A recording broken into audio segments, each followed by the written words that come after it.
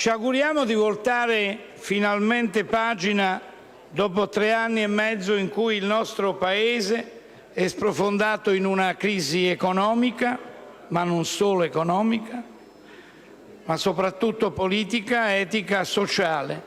Crisi per troppo tempo negata e quindi mai affrontata in modo adeguato.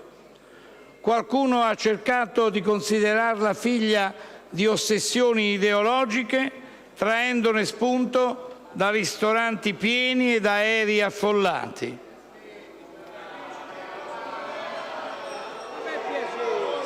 Colleghi, per cortesia, niente atteggiamenti del genere, per cortesia. Basta polemiche, prego. Non è Prego, più signor. tempo di guardare indietro, ma devo sottolineare, perché è il tempo che ce lo ricorda, che negli ultimi 10 anni oltre 8 sono stati governati dall'onorevole Berlusconi con i risultati che sono sotto gli occhi di tutti. Ella, presidente Monti, ha detto che questa crisi viene da lontano e che va affrontata in modo risoluto. L'Italia dei Valori ha chiesto un forte segnale di discontinuità per dare una risposta all'Europa e ai mercati, ma se mi consente soprattutto per dare fiducia ai nostri concittadini, sempre più preoccupati e sempre più lontani dalle istituzioni, individuate come zone franche in cui privilegi e sprechi la fanno da padroni. Certo, in presenza di un Parlamento fortemente indebolito, se non proprio delegittimato dai numerosissimi cambi di casacca, l'Italia dei Valori avrebbe preferito venisse... Presidente, me la vedo già richiamato una volta. Me la vedo da me. Basta, per cortesia. Basta. Prego, Presidente. Prego. L'Italia dei Valori avrebbe preferito venisse ridata la parola ai cittadini con una nuova legge elettorale che restituisse agli elettori il diritto di scegliere chi mandare in Parlamento. Ma l'emergenza finanziaria, vissuta drammaticamente dagli italiani, ci ha indotto con senso di responsabilità e attaccamento alla nostra Italia a venire incontro alle preoccupazioni e alle sollecitazioni del Presidente della Repubblica, che rappresenta l'unità e la compattezza nazionale e a cui va il sentito apprezzamento sincero del nostro gruppo parlamentare. È chiaro a questo punto che l'individuazione del professor Mario Monti ci è apparsa un chiaro segnale di cambiamento.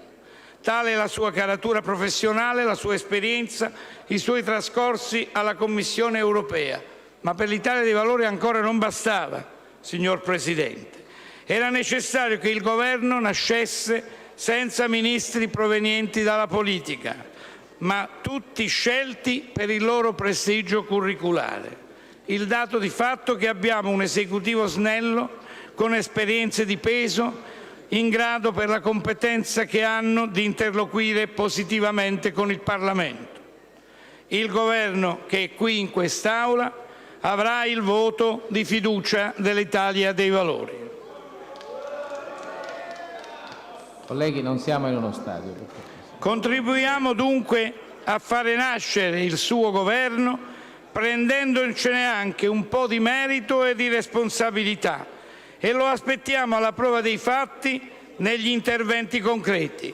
Nessuna pregiudiziale, certamente, ma valuteremo la disponibilità ad accettare le nostre proposte in linea con buona parte dei suoi obiettivi ambiziosi ed oggettivamente difficili che lei questa mattina ha enunciato: rigore di bilancio, crescita ed equità. Se mi permette, l'equità sociale ci tornerò anche dopo, Presidente.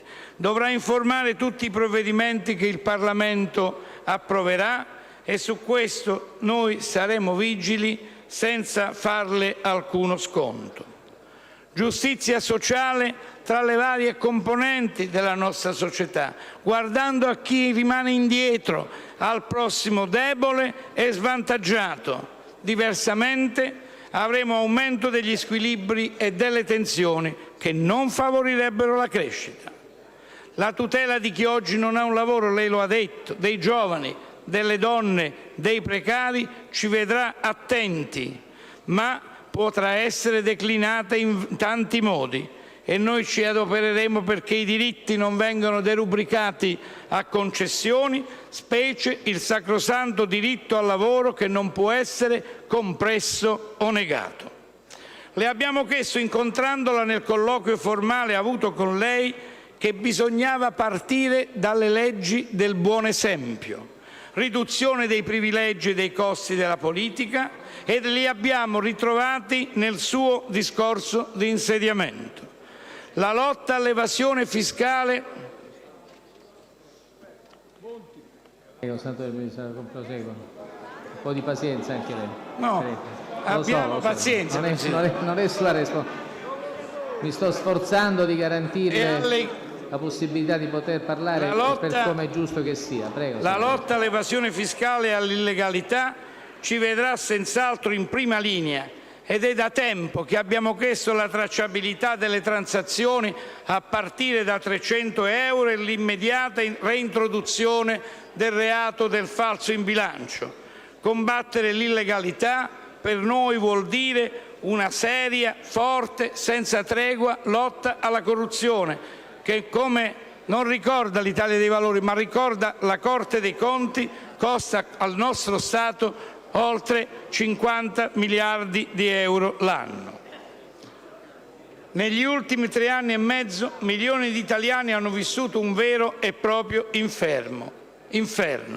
Ella, signor Presidente, ci propone di superarlo e ci convince il grande rispetto che ha dimostrato verso il Parlamento, di cui ha ribadito la centralità.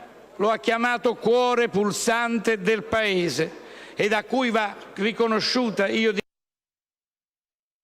direi accresciuta, dignità, credibilità e autorevolezza. Siamo di fronte a una grande opportunità per il Paese, la dobbiamo saper giocare. Noi voteremo la fiducia perché nasca il suo governo tecnico da lei guidato, che sappia affrontare tutti i problemi senza interessi di parte, perché la crisi che attanaglia l'Italia è gravissima.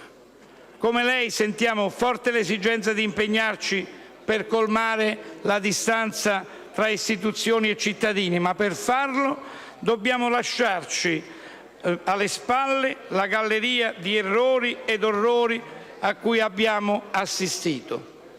Cito le sue parole: basta col familismo, io aggiungo clientelare, con il localismo che separa, con il settarismo dei partiti che pongono un'ipoteca sulle istituzioni.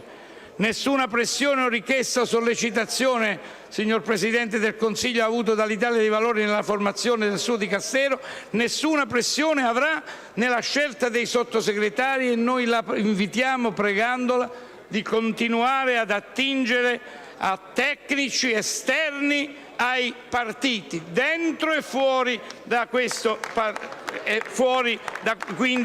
Parlamento. Un governo a tutto tondo, libero dai condizionamenti, più forte ed autorevole nelle proposte. 2 punti ci hanno lasciato un po' interdetto.